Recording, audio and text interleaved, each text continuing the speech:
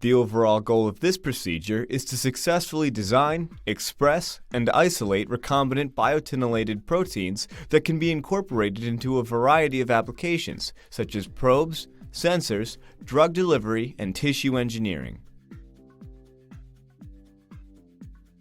This is accomplished by first transforming the custom-designed plasmid into a bacterial host cell line using small-scale cultures, and then inducing expression of the target protein.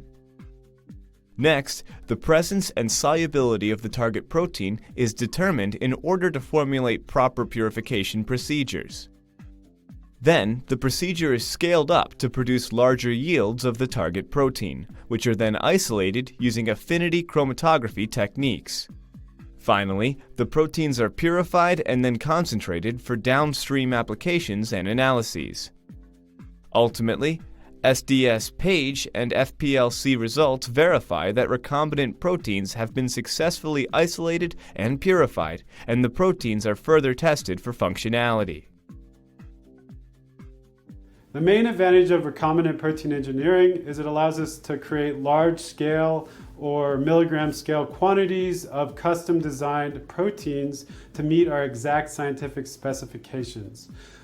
For example, we can add new functionalities to portions of these proteins to enable new properties. We'll be showing you today how you can biotinylate the ends of specific proteins, and we use this to specifically immobilize or tether these proteins to surfaces to guide cellular functions such as neuronal outgrowth or neuronal differentiation. Individuals new to this technique should not have much